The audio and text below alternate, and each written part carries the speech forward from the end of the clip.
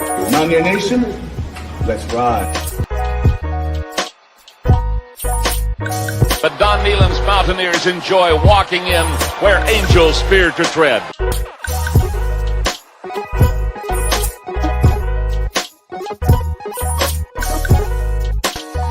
As the hills of West Virginia resound with the sounds of Golden Blue football. Here is Harris in trouble. Stiff arms, a would-be tackler. Comes down over the 25 to 20. Goes around about it to 15 to 10 to 5. A touchdown, West Virginia. He did it.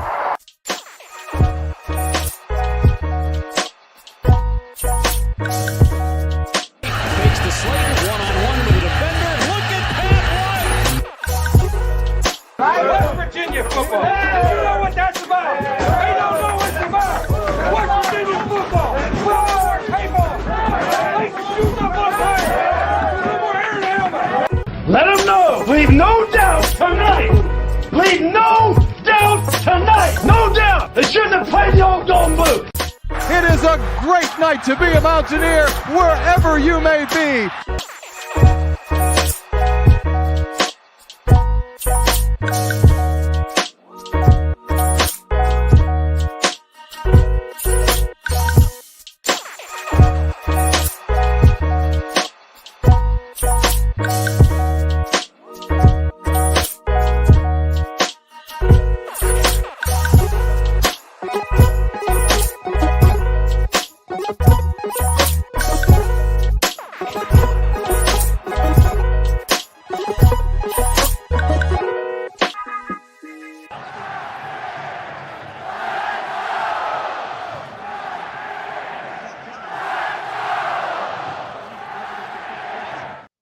What's going on, Mountaineer Nation?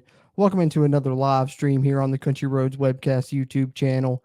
As always, going to run down through a variety of Mountaineer sports topics across various sports. Going to talk a little baseball news, basketball news, talking West Virginia transfer portal as they continue to try and build on what is already one of the top transfer portal classes in the nation, number one or number two right now, depending on which service you look out, and they're in on some big names as well to try and close out that class. We'll talk about that throughout. And of course, WVU football news as we continue to try and progress through the offseason as well. Got some very positive things that have been said about Garrett Greene from a former West Virginia football player and a famous media personality right now.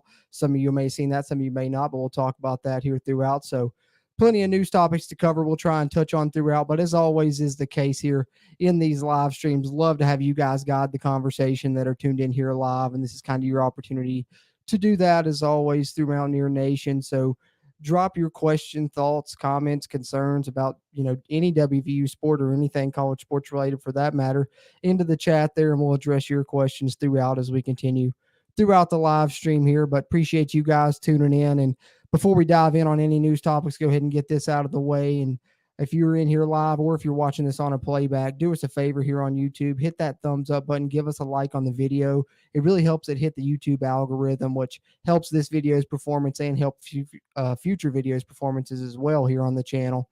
And if you're a fan of WVU or a fan of college sports in general, especially in the Big 12, and if you like WVU baseball, basketball, football, you name it, we try and cover it here on the channel as much as possible. So be sure to hit the subscribe button. Helps us and you as it helps get more of this Mountaineer sports content out to Mountaineer Nation. And if you are subscribed, be sure you got that notification bell clicked for times when we do go live. I try and post it on our social medias, which be sure and follow us there. Twitter, as you see on the screen there, at WVU Country Roads, and then Facebook and Instagram, Country Roads Webcast. I always try and post when we're going live, but sometimes I'll do impromptu streams or not notify long ahead of time. I think this time I only gave an hour or so notice. But if you got that notification bell clicked, it will notify you when we are going live. So even if it's impromptu, you'll know, and you can hop in the chat there live and talk with us. And we really appreciate the interaction. So as we go throughout, drop your thoughts on anything we're talking about or anything that you'd like to chat about in the comments there. But let's tip it off here with some WVU baseball news. I know that's a bit of a sore subject throughout Mountaineer Nation in some ways right now, just because of the way the season has kind of ended. They're on a bit of a losing streak here heading into the tournament, but I think nonetheless, you can't say enough what a great season it was overall for West Virginia. First ever Big 12 title and any one of the major sports. It's crazy that it comes in baseball, and it just shows what a great job Randy Mazey's done with that program, earning his second Coach of the Year award in the conference. And then you get JJ Weatherholt Player of the Year in the Big 12 Conference, which he's up for the Golden Spikes Award nationally. You can go vote for that. I'll try and pull that up later as well and share that with you guys. But go vote for JJ Weatherholt there if you haven't been doing so. Every 24 hours, you can vote up to 25 times. So you go there, you click the vote button, and then it has just a little reload circle. You can click it 24 more times, cast 25 votes for him every 24 hours. If all of us throughout Mountaineer Nation do that, then he's really going to have a great support from the fans. But as far as WVU baseball is concerned, the NCAA tournament field will be announced tomorrow. For the baseball projections here, I'm going to share this coming from the Ear Sports site there, the 247 WVU sports site there, earsports.com, where WVU is now projected, heading into the tournament. And, towards the end of the season, we thought it was almost a lock that West Virginia would host a regional, of course, with the sweep to end the regular season and then the early exit from the Big 12 tournament with back-to-back losses. West Virginia, unfortunately, it looks like will not be hosting a regional now, but looks like they will be earning a number 2 seed in whatever regional they do end up playing in. And on 2 different projections here shared on this earsports.com article from D1 Baseball, they have West Virginia projected as the number 2 team in the UVA regional. They are in Charlottesville, which the team hosts. And of course, Virginia is currently ranked as the number 8 national seed. And then along with them in that regional projected would be number 3 Washington and number 4 George Mason. And then in the Baseball America projection, West Virginia also projected as a number 2 team in a regional, but this one would have them going into the Stanford regional. So West Virginia traveling a little bit further if that ends up being the case. And Stanford is the number 5 national seed. And the other teams projected there are UC Santa Barbara as the number 3 and Santa Clara as the number 4. So that's kind of where the Mountaineers are currently projected right now, as we're just about 24 hours ahead of when we will know for sure where West Virginia lands as far as the NCAA baseball tournament is concerned. So I think despite the fact that they suffered some losses that we all hated to see them suffer there at the end of the season, of course, and it ended on a bit of a down note as opposed to how we had liked to seen it end. The good thing is still the best season in WVU baseball history by far, I would say. And additionally, if you're going to, hit a bit of a lull, kind of the first time that you've really done so this season, I'm glad that it happened when it happened and not in the NCAA tournament when, you lose and you're done or whatever the case may be there. So West Virginia, despite, the fact that they've lost their recent games, still alive with a great chance to make a lot of noise and make a run here in this NCAA tournament. So I'm excited to see where they end up seeding wise, but that's pretty much all I got. WVU baseball news wise. Switch gears here over to some WVU basketball news. Of course, the big subject is the man that's on a visit this weekend in Morgantown, of course, and that is the Tennessee transfer, Olivier Kumwa. Let's see here. Interestingly enough, we had thought that it was basically, down to being in between West Virginia and Michigan, and those have been the 2 main teams that have kind of been the players for his services, which he is one of the top transfers remaining in the transfer portal. West Virginia, if they could land him, would certainly officially lock up the number 1 transfer portal class, and he would be a huge piece that we know West Virginia right now is a Big 12 contender and arguably a national contender. I think you take that arguably out of the equation if you add Kumwa. But today, this coming out actually over on WVSportsNow.com from Ethan Bach, K-State appearing to enter the sweepstakes for Olivier Kumwa, the highly touted transfer from Tennessee. Many thought was going to head to the NBA. Ultimately, decides to come back to the college game, stay in the portal. As we can see here in this article, Joe Tipton of On3 reported on Sunday afternoon that Kumwa was on a visit to Kansas State. Kumwa completed his visit to West Virginia over the weekend and has a trip planned to Michigan for next weekend. Kumwa's visit to WVU went well, sources told WV Sports Now. Kumwa had dinner with the entire coaching staff and toured the basketball facilities. He is looking for a winning team and is currently viewing all of his options. So, you're looking at within a week probably to hear about this decision from Kumwa, and hopefully it comes out in the Mountaineers' favor. We knew we were competing with Michigan. Now Kansas State jumping in the mix as well, getting a visit to the Wildcats in between his visits to West Virginia and the Wolverines. But like I said, highly regarded, as you see detailed in this article, regarded as a top 40 transfer portal recruit, according to Evan Mia. West Virginia still currently trying to add to their 5 additions they have so far in the transfer portal, which we know one of the best transfer portal classes, if not the very best in college basketball this offseason. And Kumwa would be, a very welcomed addition to that to help bolster that West Virginia roster as they try and make a run here as Bob Huggins nears the end of his career. Couldn't think of the phrase there, but yeah, we know that he's now nearing the end of his career officially.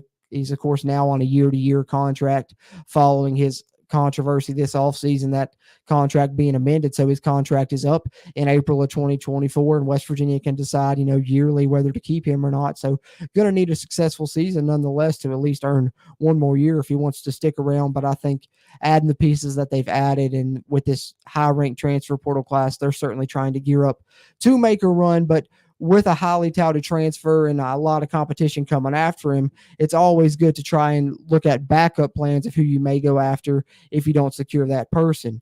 We knew West Virginia had made contact in the past with RJ Sunahara. We talked about that on previous live streams and previous videos, of course, and then ultimately deciding to cancel those visits, maybe because of Kumwa not deciding to go to the NBA and West Virginia kind of trying to pursue him ahead of times.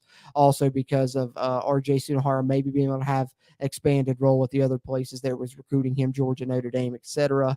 But West Virginia, of course, had a backup plan if that didn't work out with Sunahara, with Kumwa, and just in turn with that, West Virginia appears to have a backup plan if things don't work out with Kumwa, or at least from what I've heard, West Virginia has made contact with another transfer that's pretty highly regarded, and that is Tyler Burton from Richmond, who literally just entered the transfer portal this past week, I believe 2 or 3 days ago. As you see here, this is coming from the Richmond Times-Dispatch from the Richmond Spiders. Tyler Burton, their top scorer and rebounder the last 2 years, entering the transfer portal. So 6'7", led the Spiders in rebounding and scoring each of the past 2 seasons. Going to use his 5th year of eligibility. So another guy with 1 year left. Mountaineers have added a couple of those already, but great numbers. Averaged 19 points and 7.5 rebounds last year. One of the best players in Richmond history, as you see there, ranking number 11 on their career scoring list and top 10 in rebounds there at number 6. So a highly touted transfer. I'm sure a lot of people are going to reach out to him. West Virginia, I don't know if they've made contact officially, if it's been announced. I have heard it rumored, and I certainly think that he's a guy that they will, put on their list, especially if things don't work out with Kumwa. Let me see if I can pull up his profile here on 247 Sports. Just to show you guys a little bit of who they're looking at potentially if things fall through with Kumwa. But I think if West Virginia secures Kumwa, he could very well be the last addition for the basketball program. But if not, maybe look for somebody like a Tyler Burton. We know West Virginia's final piece that it looks like they're trying to add is going to be like a wing type player, a small forward, power forward type, someone that can play the 3 or the 4, whether that means having reserve minutes behind Trey Mitchell or, maybe competing to start with Trey Mitchell there. I think that's certainly a case. If Kumwa is the addition for the Mountaineers, I think that there's a chance he could supplant Trey Mitchell, and it'd be a good problem for West Virginia to have. But Tyler Burton, I'd have to look more into to see if that would be the same case, but certainly appears to be a very talented player, kind of in the same mold, 6'7", 215 pounds. You see great ratings there as a transfer, 4-star, 95 rating. So another good transfer that West Virginia could potentially target. So just looking at some options there for the basketball team as they try and build their roster. We know they have a very strong transfer portal class, which let me see if I can pull up the class they already have. I'm sure most of you already know about it, but we'll share it here. I've been doing the transfer portal tracker, of course, for the football side, but trying to do it for the basketball side briefly as well. It's, of course, not as extensive as football. Football, there's definitely a lot more updates as the offseason progresses, a lot more players moving out and in, etc. But for basketball, of course, we know the transfers out. Jamel King, Josiah Davis, kind of those more expected. And then Jimmy Bell, I think that was, of course, a case of, my camera battery died. Guys, hold on just 1 second. But there's a list real quick, guys. Let me switch out these camera batteries. I'll be right back. Just 1 second.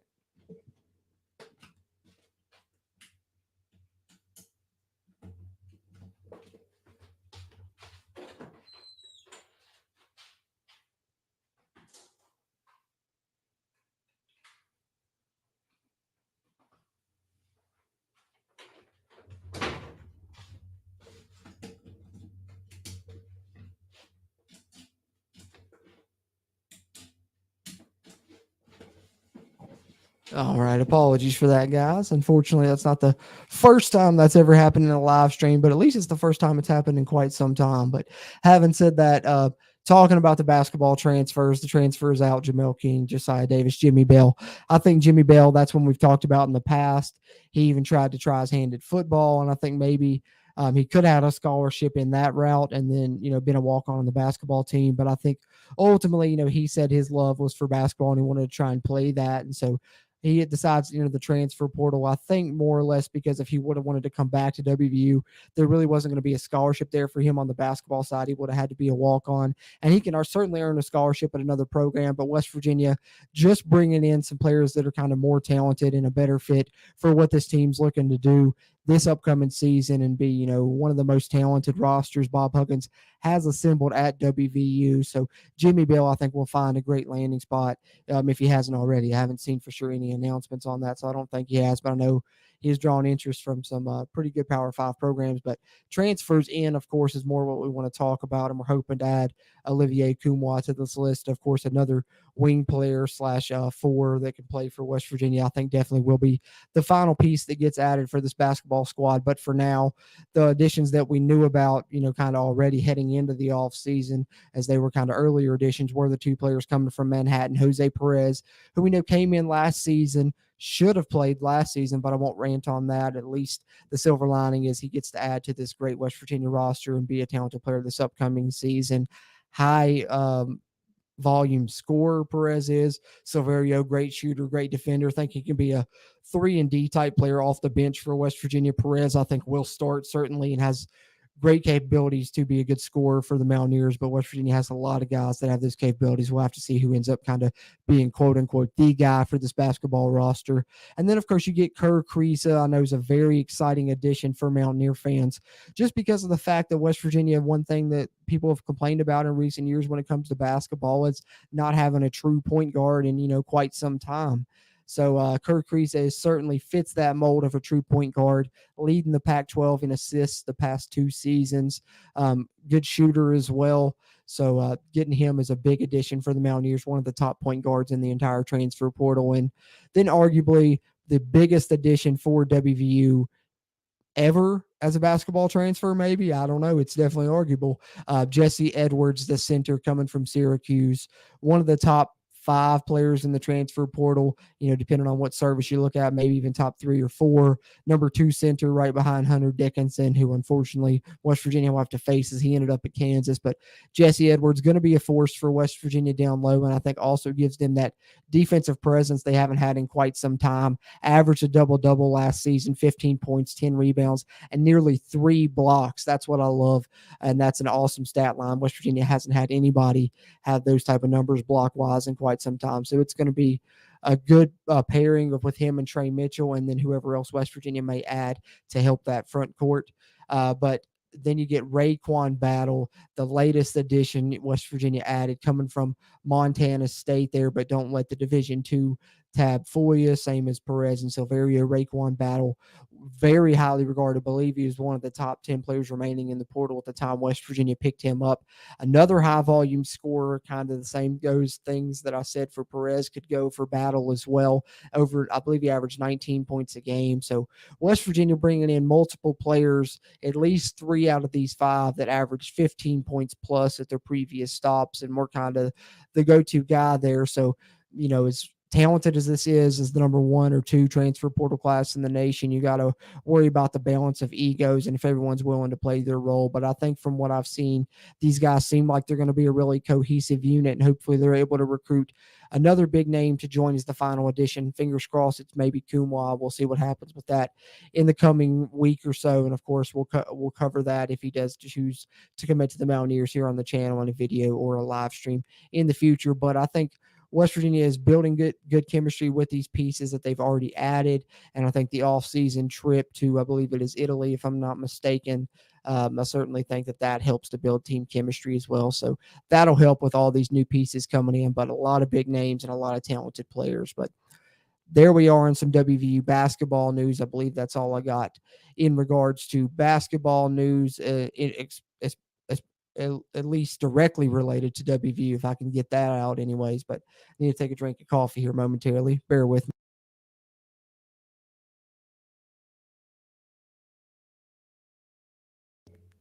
Sorry about that, guys. Maybe wetting my whistle, be able to talk a little bit better, but that's all the basketball news I got, at least directly related to West Virginia. Other than that, I know this is some news I've tried to cover in the past on the live streams, and that's West Virginia as they're kind of building their roster for the TBT coming up here in a couple of months. This coming from the Mountaineers now over the Sports Illustrated West Virginia site, announcing that Tavon Myers will be playing with West Virginia yet again.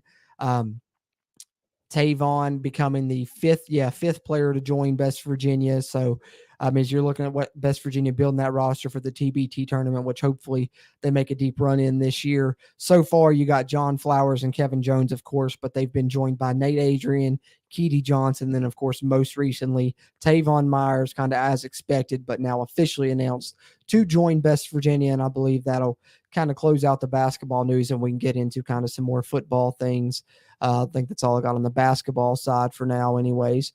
Catch up with some of your all's comments before we switch over to some WVU football topics here. Won't stay with you guys too late. Try to tonight. Know this is a lot later than what we normally start, but been a crazy week and a long day, but definitely wanted to try and catch up on some of these news topics and chat with you guys a little bit. So let me catch up on some of your all's comments. As I said, everyone's encouraged. Drop your thoughts, questions, comments, concerns in the chat on any of these topics or anything you want to discuss as we continue throughout the live stream here.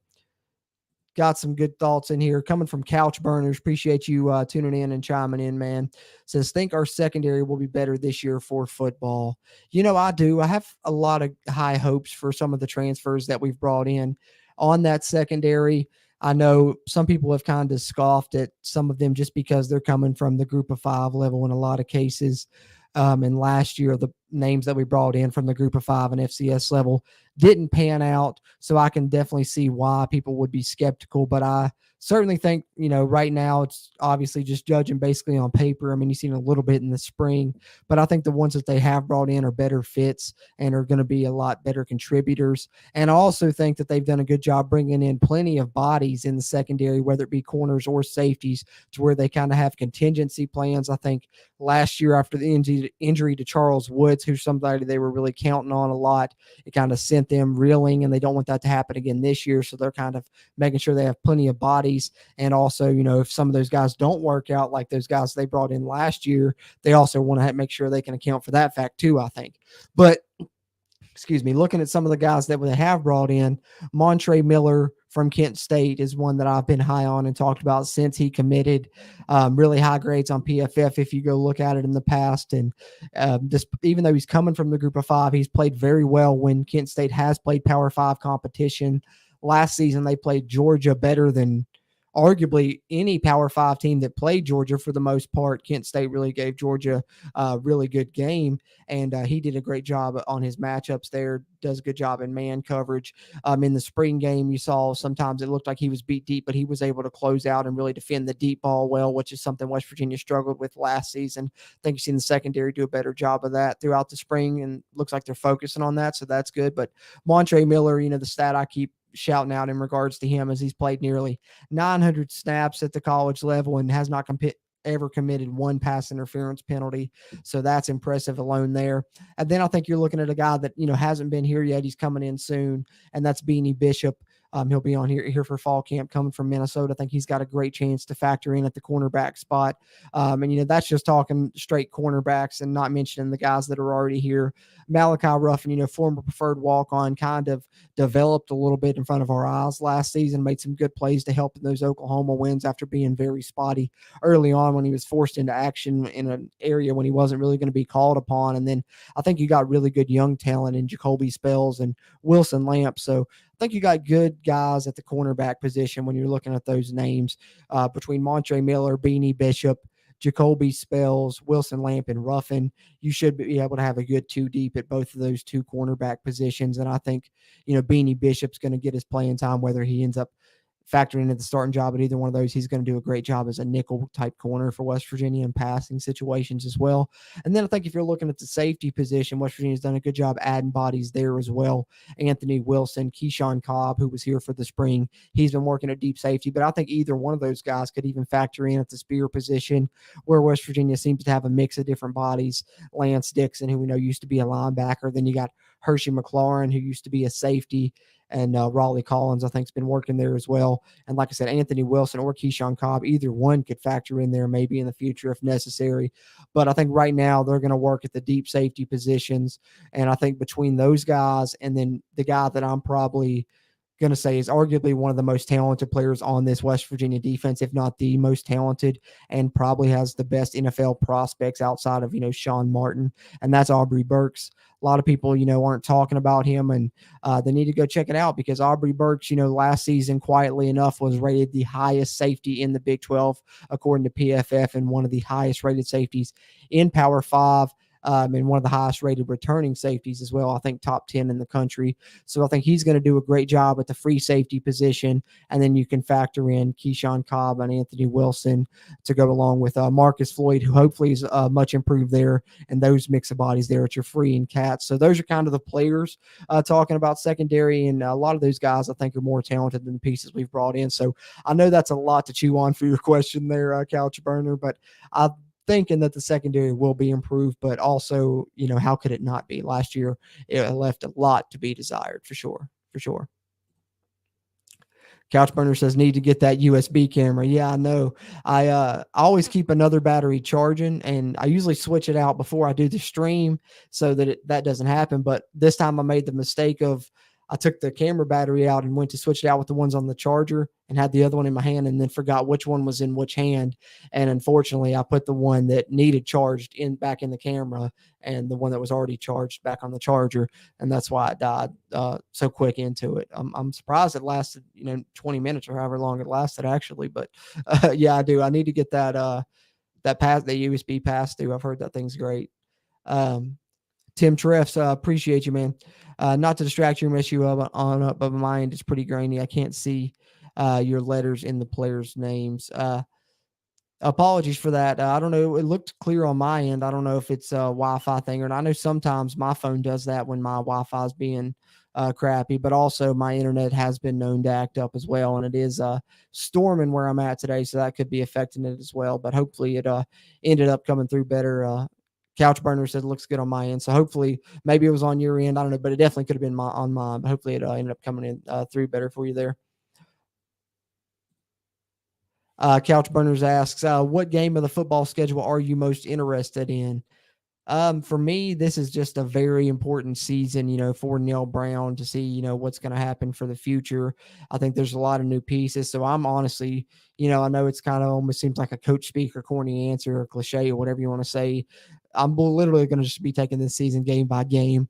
That and the fact that Penn State's going to be so highly ranked, I'm really looking forward to that one. Of course, the easy answer is Pitt, especially them coming to Morgantown. I'm going to hopefully try and get to that game. But Penn State, I think right now would be my early answer. It's obviously just because it's game one, but also for me, I was born in the early 90s, so I've never seen West Virginia, play Penn State in my lifetime. So getting to see that come back with, probably James Franklin's best team yet at Penn State gets me really excited there to go into face a top 15 or top 10 Penn State team on the road and, tough environment with a lot of new pieces that you're breaking in both sides of the ball, really. So I think right now I'd have to go Penn State. Couch Burners. Appreciate that, though. I appreciate you tuning in and chiming in. As always, Silas doing the same. Always loyal to come in here. What's going on, man? He says, Marcus Floyd was looking stronger when I watched the interview with him recently. I'm glad to hear that. I think that cat safety position certainly needs to improve this season for West Virginia. Like I said, I loved Aubrey Burks at the free safety spot when he was healthy last year. I know he missed a few games with an injury, but the cat safety, kind of struggled a little bit more. I know Marcus Floyd, can't really blame him. He was a former cornerback, never played safety before, so he was kind of getting broke in there. And I think later in the season, he did better. And I think with a full off season, has a good chance to improve and also going to have some really strong guys pushing him there, whether it's Anthony Wilson, Keyshawn Cobb, who I think are both going to push to start for West Virginia in the fall. But appreciate you guys there with your questions and thoughts, and everyone else, of course, going to touch on some more news topics. But as always, encourage, drop your thoughts, questions, comments, concerns, whether it be on anything I'm touching on or anything you want to discuss as we continue throughout here. And if you are in here live or even if you're watching on playback, drop a like on the video, really helps us out. And be sure and subscribe to us if you aren't already. I know I see some people in here that haven't haven't seen in here before. I know we're doing this a little bit later at night, so I won't try and keep you guys too much longer, but certainly some interesting football things to touch on. And the main one I wanted to touch on was Pat McAfee coming out and absolutely raving about Garrett Greene. I know our friend Mountaineer Paul, who we did a live stream with a couple of days ago, who does great WVU content on YouTube there at Mountaineer Paul Talks Football. And of course, him and Coos with great WVU basketball content as well. And he's from the Hills, but he did a great video talking about this a little bit.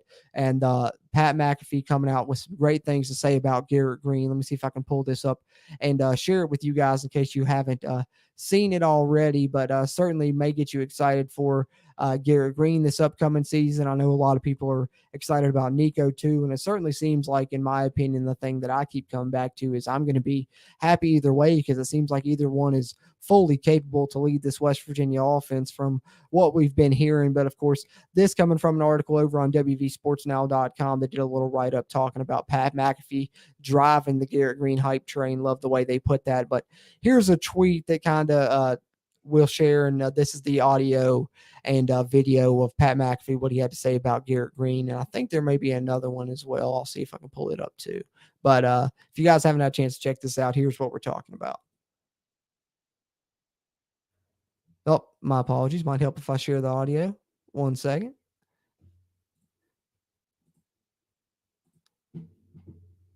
Let's see here.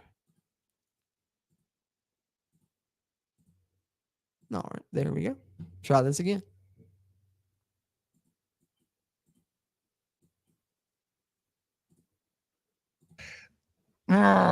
Who's quarterback? I'll wear that. Who's quarterback? This kid's a dog, bro. Who is it?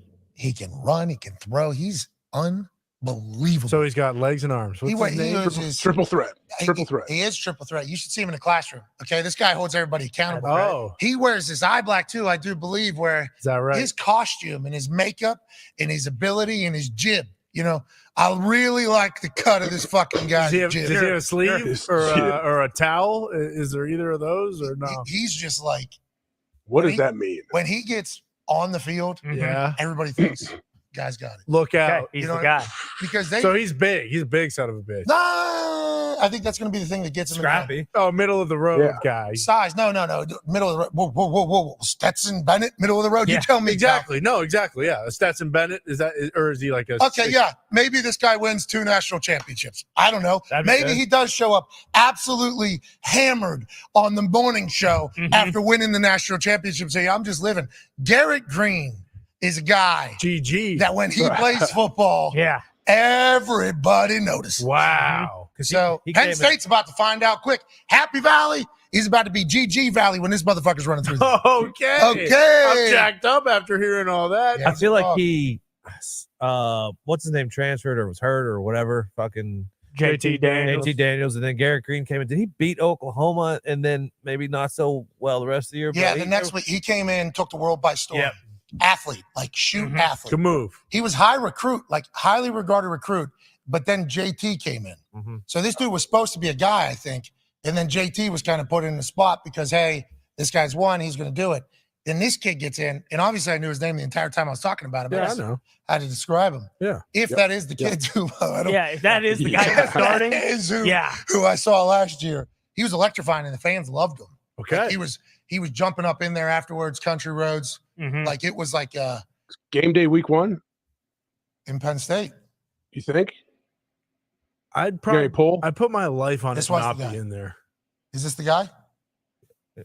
Garrett Greene. Where's his Russian stuff? Can we get through his because I think he's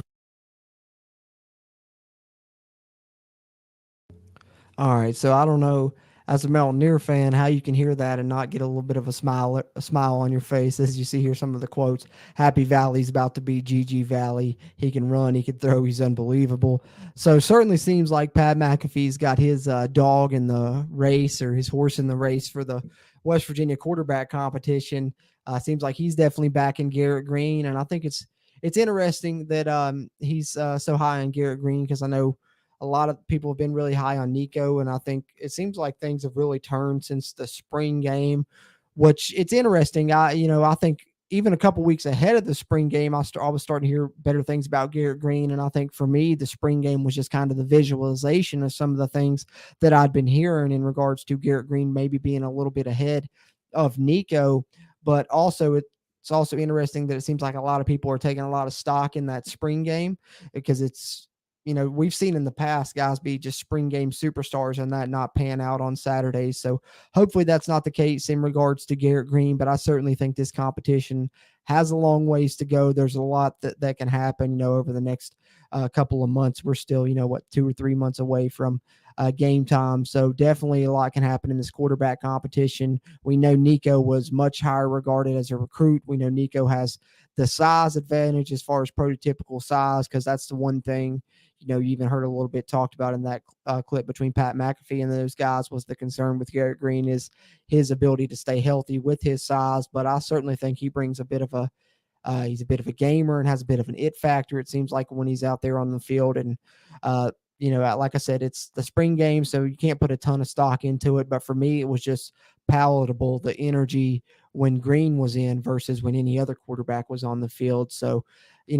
I think it's a long ways to go. I got Garrett Greene in the lead just slightly a little bit right now personally, but I definitely don't think that there's any way I could say Garrett Greene's definitely going to be the starter come the game against Penn State right now. I think there's more time that's going to go into this, and we'll see what happens. But certainly some very, great public comments and a great endorsement there from a national figure, in Pat McAfee, that's so highly regarded, and especially that's so public right now after his big deal with ESPN. I'm sure a lot of people are tuning into him even more so than were, a couple of weeks ago after that news was made public. But Silas says Country Roads Trust YouTube page has had some good interviews. Yes, they have. I believe they've actually interviewed both of those quarterbacks, speaking of Nico and Garrett Greene. I know they recently did a Garrett Greene one, but I think not too long ago they did one with Nico as well. But all of their interviews they did, throughout the spring, and I'm sure they'll do more once fall camp rolls around, were really good. So if you guys didn't get a chance to check those out, definitely do so, and check out Country Roads Trust on YouTube. Their interviews are great. Tim Treff said it's all good. Rainy in Charlottesville, and waiting on word to have a first time chance seeing Ear baseball game against UVA.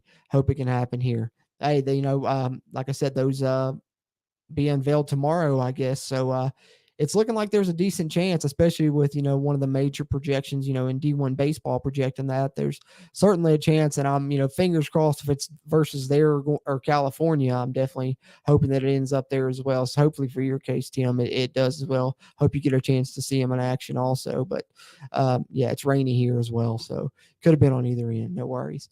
Let's see what else we got here. A little bit of transfer news that's WVU adjacent, I guess you could say. We've, of course, been covering the transfers in and transfers out, but this is something some people may be interested in, some people may not be. But I think it's always pretty cool just to, see where they end up, to see, sometimes you like to follow them, see how they do, and follow them in their careers. Because, as always, it's once a Mountaineer, always Mountaineer, right? But this, again, coming from Ear Sports, the 247 WVU Sports site, and it's just kind of the transfers out from West Virginia and just a list of where they ended up. So I'll run through this real quickly. You can see it here on the screen. Of course, some of them not yet been announced here at the bottom of the few that have not yet been announced: Eric Burton, St. McLeod, and Corbin Page. But as far as the Mountaineers that transferred away from the program, this is kind of their destinations of where they ended up. Mumu Ben Wahad transferred to UConn. Charles Woods ended up at SMU. Mike O'Laughlin is at Houston, as is Tony Mathis. Then you get Nay Muhammad went to Kent State. Reese Smith went to Liberty. Will Crowder went to Troy. So you get Goose Crowder going to Neil Brown's former program. And then Ty Woodby to Morgan State, transferring down there. JT Daniels going to play his final year of college football at Rice. Jordan White also going to Liberty there with Reese Smith. Caden Prather went to Maryland. Jordan Jefferson ended up at LSU, of course. Chris Mayo transferring down to Eastern Michigan. Taj Austin ended up to go over to Deion Sanders there and try and play for Coach Prime there in his first season at Colorado. Linnell Carr transferring to the Big Ten at Indiana, and then you get a couple of players transferring to Texas State out of the West Virginia defensive backfield in Jalen Shelton and Caleb Coleman, both going there to Texas State. So I thought that was interesting enough that came out. Wanted to touch on that a little bit, of course, as we've been covering the transfer portal here throughout the off season. And as we've been doing that, of course, there have been the announcement of transfers in. Of course, I did a video announcing this earlier today on our latest roster update. And of course, I did another one, I think 3 or 4 days ago, announcing the other signings for West Virginia. But EJ Horton was the latest for the Mountaineers, you see here on this WVSportsNow.com article. Let me pull up our running roster here on the Country Roads webcast, our roster tracker I've been trying to keep up with throughout this all season. Of course, only scholarship players I'm tracking on here, no PWOs, but the recent additions since our last live stream, I believe I've done a couple roster updates since then. Of course, EJ Horton that I just showed their article about being one addition to the roster, and then Noah Massey, of course, another wide receiver coming from the Division II level, another. And then I think the other additions were on the defensive side here. Yes, we had Tamiwa Durajay added to the West Virginia roster, and we had Tyron Bradley added to the West Virginia roster. So the other players should be announced soon. And, of course, Beanie Bishop, that was the other one that was, of course, added, the cornerback aforementioned earlier in this episode. And then I think all the other transfers should be announced soon, as well as the true freshmen that did not enroll early that will just be coming here for fall camp. They'll be added to the university's official roster soon as well in the coming weeks. And when they are, I'll add them here with another roster update video. So be sure and tune into the channel for those. You can find those in a playlist on the channel. It's just West Virginia football roster updates. They're all dated, so you'll know which one's the most recent. Of course, that one today being, of course, the May 28th one. So it'll be 5/28 in the title. And you can find the most recent one here as we progress through the off season. As freshmen and transfers are added, we'll throw them onto our roster tracker here. See what got any more comments with you guys here. Couchburners asks, I hate to say this, but is our O-line overrated? ? That's an interesting question. Personally, I think that it's going to be really good.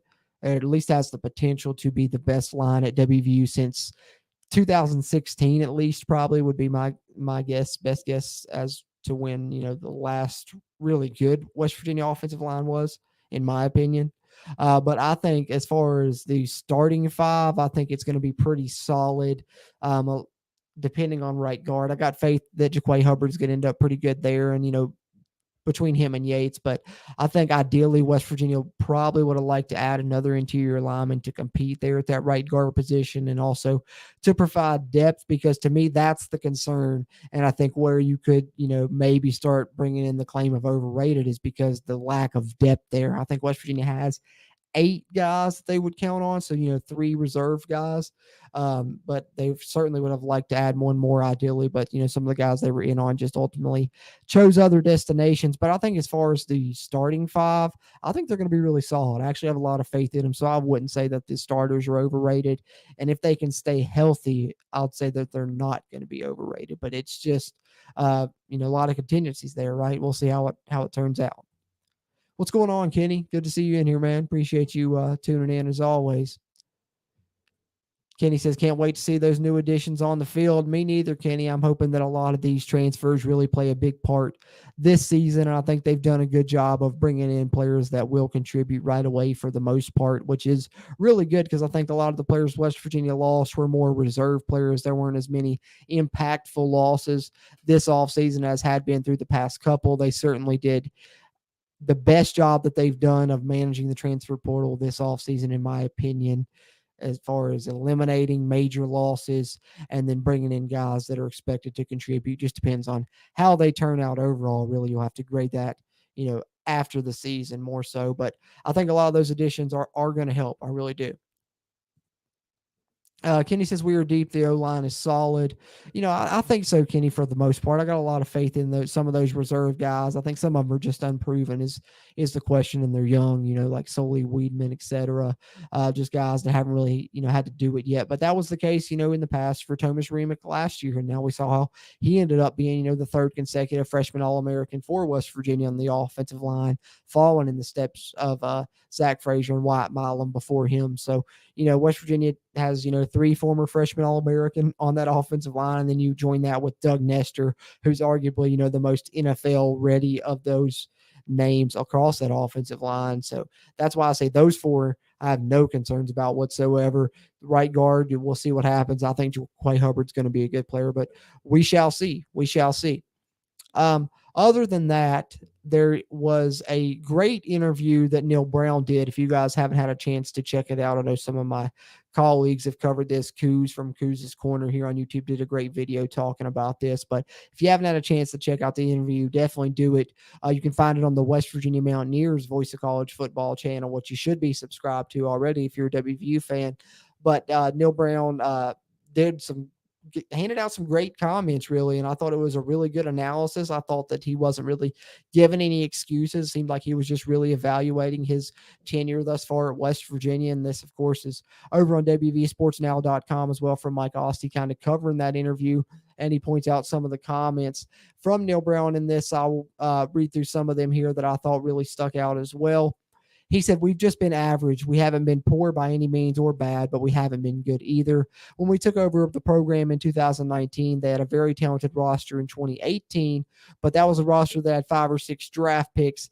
It was a team that climbed to the top 10 in the country and then lost 4 to their last 5 games. So we took over a team that was really, really young in 2019, and we had some real holes, and we had a real deficiency on the offensive line, which is one of the biggest factors in winning football games, and we had less experience on defense. So we won 5 games our first year, and I would argue that was a better coaching job than our 10-win seasons at Troy, which I think 5 wins with that 2019 roster that they had actually was overachieving. I don't think that he's stretching too far to say that, and I think that, with playing a lot of those young guys, they were really hoping that would help for the future. And I think with the offensive line, it seems to have paid off, and we should see the fruits of that this season with them playing a lot of young guys on that offensive line. Neil Brown says we were doing some things and building our staff, and then COVID hit. I thought we managed that well. We won 6 games and won a bowl game for the first time in a long time here. Brown also called West Virginia's 22 season one that finished with a 5-7 record and failed to achieve bowl eligibility, the toughest of his coaching career, which I'm sure that it certainly was.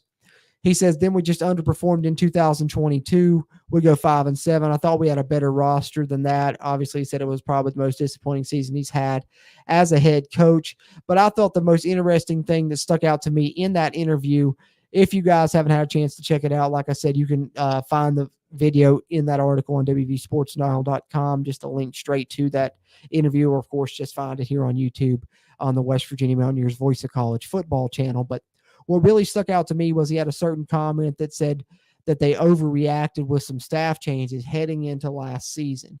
And I think that really just feeds into my theory, which I'm sure you guys that have been following us here at the CRW have heard in the past. I think I first, put it out there either late last season or right after the season ended, and have kind of touched on it throughout the offseason. And that is just the fact that I believe Shane Lyons was the one that forced Graham Harrell onto Neil Brown. One second, I'll elaborate more on that.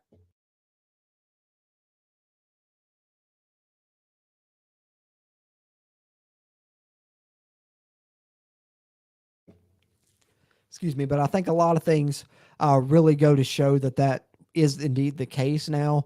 And I kind of had that theory vaguely prior to West Virginia moving Sean Reagan back to quarterbacks coach. But once they did those moves, it kind of showed to me that the fact of moving Sean Reagan out and making the offensive changes that they made weren't really Neil Brown's decisions, because he kind of just wanted to go back to the way that things were. So I think that he felt things were on a good track. Shane Lyons obviously did not, which, hindsight's 2020 at the time. I get Shane Lyons' view. West Virginia's defenses have been good. The offense has been struggling. So he thought if I, bring in an offensive coordinator, that'll really turn this thing around Of course, that turned out not to be the case. I think ultimately that caused chemistry issues, among other things, and that's why we ended up having the season that we had last year. You get Graham Harrell, who may have been square peg round hole, but in turn with that, you also then get JT Daniels, who I've talked about definitely being square peg round hole. So I think when you look at that last year, especially when you take into account the fact that after Shane Lyons was fired, the offense completely changed. That's when you saw Garrett Greene take over, and then you saw Nico, and you saw the offense being ran a completely different way. That balled into, that theory that Shane Lyons was the one that implemented that change upon Neil Brown. And then, of course, I think this offseason, when you look at Neil Brown choosing to promote from within with the offensive coordinator position and then move Sean Reagan back to quarterbacks coach, which is the position he was in prior to the move that was, forced upon Neil, in my opinion, to bring Graham Harrell in to be quarterbacks coach and offensive coordinator. So that shows that Neil Brown, probably never wanted to change the way things were and still wanted Sean Reagan and his quarterbacks coach, etc.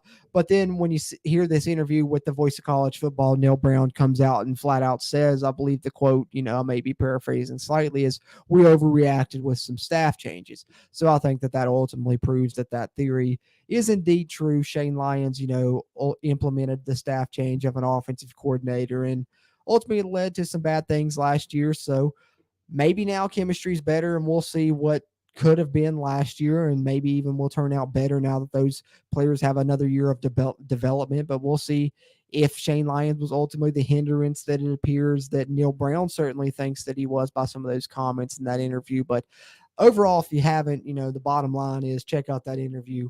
Really good analysis of his tenure so far at WVU and what he's hoping for in the future as well, which I think is what we're all hoping for, and that's some wins immediately this upcoming season. But other than that, I only got just a couple more things I can touch on here.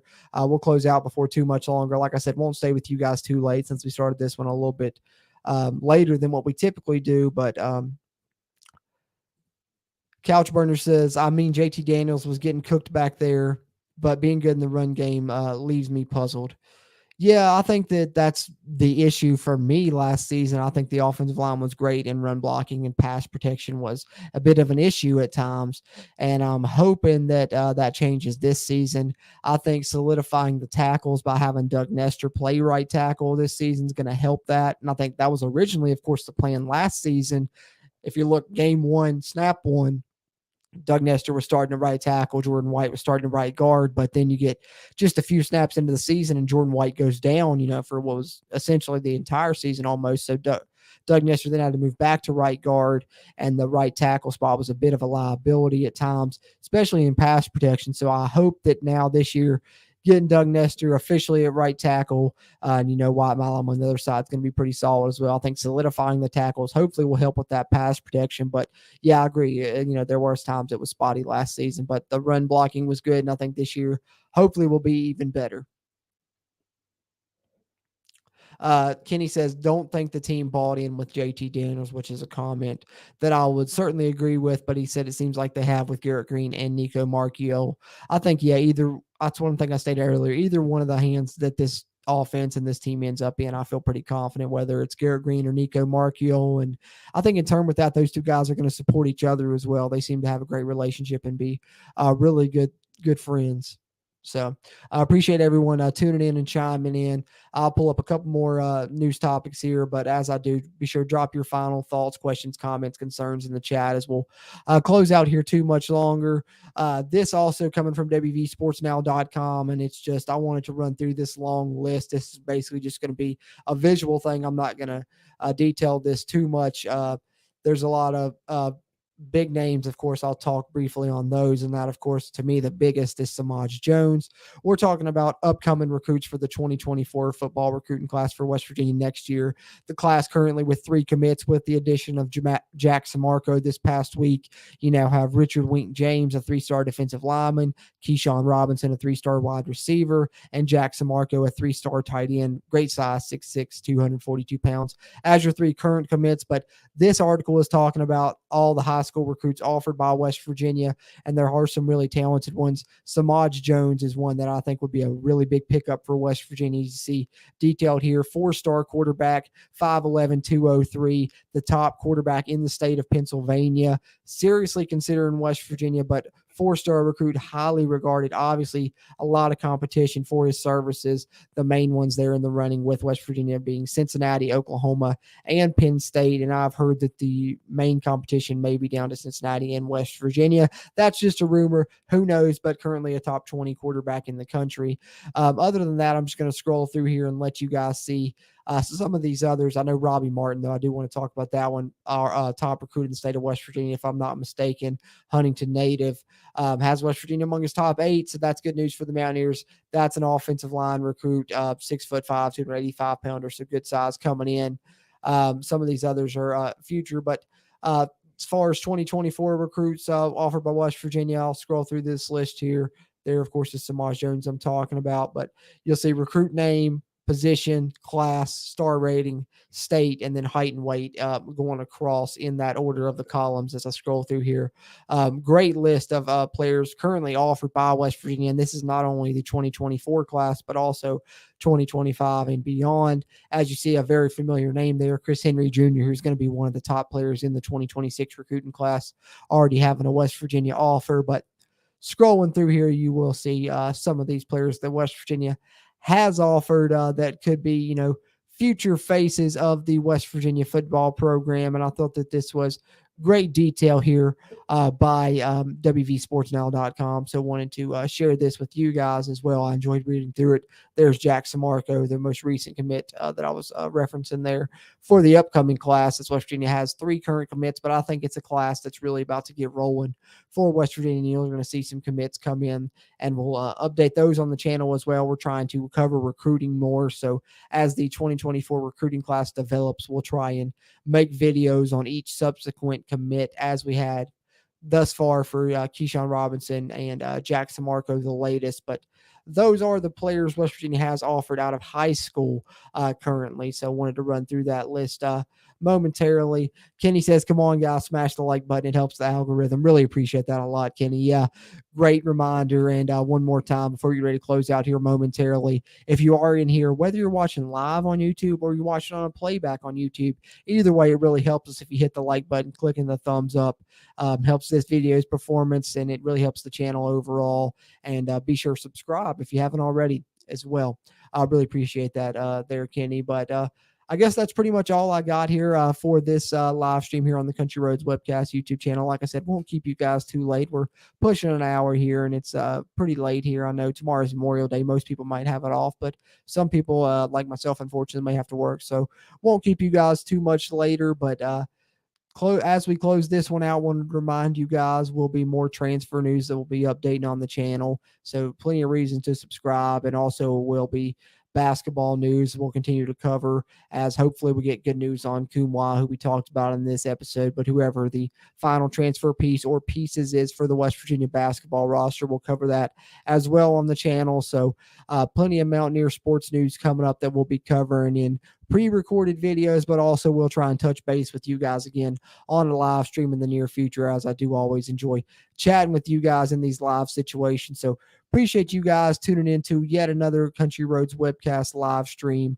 as we continue to try and cover the build of both the West Virginia football and basketball rosters for the upcoming season.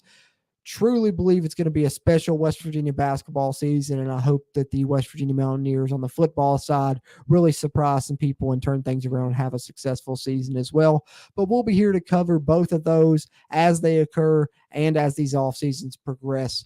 Looking forward to another live chat with you guys in the near future. But until then, as always, I'm Jordan Cruz, and until next time, let's go Mountaineers.